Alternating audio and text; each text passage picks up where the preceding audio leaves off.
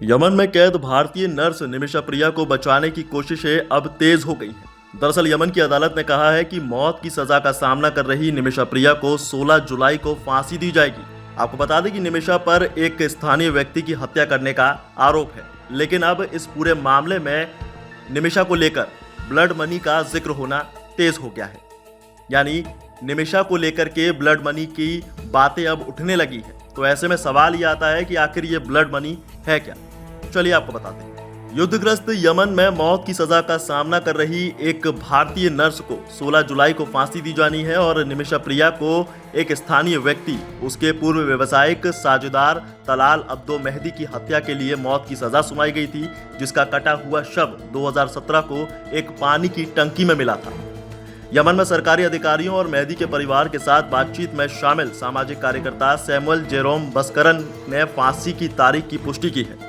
आपको बता दें कि उन्होंने कहा है कि सरकारी अभियोजक ने जेल अधिकारियों को अभियोजन पत्र जारी किया है, जिसमें फांसी 16 जुलाई को दी जानी है। अब फांसी को लेकर के निमिषा को बचाने के विकल्प भी अब खुले हुए हैं। दरअसल भारत सरकार उसकी जान बचाने के मामले में हस्तक्षेप कर सकती है। अब ऐसे में बीबीसी की एक रिपोर्ट कहती है कि निमिषा को बचाने के लिए काम कर रहे लोगों का कहना है कि उसे बचाने का एकमात्र तरीका यही है कि मेहदी का परिवार उसे माफ कर दे।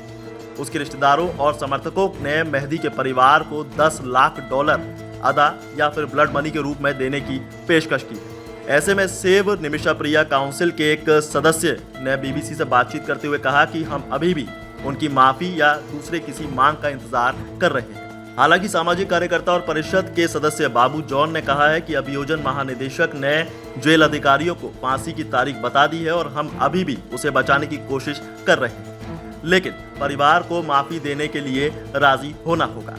हालांकि भारत के विदेश मंत्रालय के एक अधिकारी ने बताया कि वो अभी भी विवरण की पुष्टि कर रहे हैं, उसकी कोशिश कर रहे हैं। निमिषा प्रिया 2008 में नर्स के रूप में काम करने के लिए केरल से यमन पहुंची थी। वहीं 2017 में मेहदी का शव मिलने के बाद उन्हें गिरफ्तार कर लिया गया। 34 साल की निमिषा वर्तमान में यमन की राजधानी सना के केंद्रीय जेल में है और उन पर मेहदी को बेहोशी की दवा की ज्यादा खुराक देकर और कथित तौर पर उसके शरीर के टुकड़े करके उसकी हत्या करने का आरोप लगाया गया था।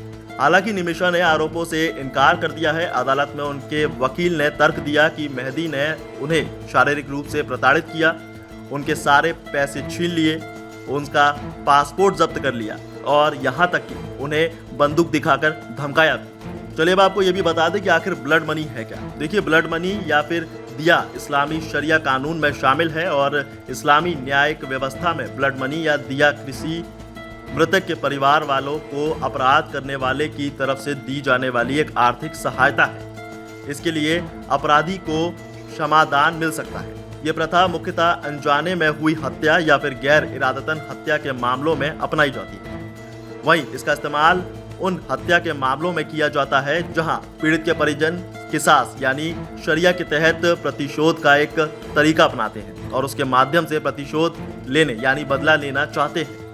वहीं ब्लड मनी का कानून ये कहता है कि इसका अंतिम लक्ष्य मानव जीवन की कीमत लगाना नहीं है, बल्कि प्रभावित परिवार की दुर्दशा और पीड़ा और उसके साथ उनकी इनकम की संभावित हानि को कम करना है। तो अब ऐसे में ये देखना दिलचस्प होगा कि क्या वाकई निमिषा प्रिया को बचाया जा सकता है, क्या ब्लड मनी उनके लिए मददगार साबित होती है। ये देखने वाली बात होगी। बहरहाल इस खबर में बस इतना ही। ज्यादा अपडेट्स के लिए जुड़े रहिए इन खबर के साथ और वीडियो को लाइक शेयर और कमेंट करना ना भूलें।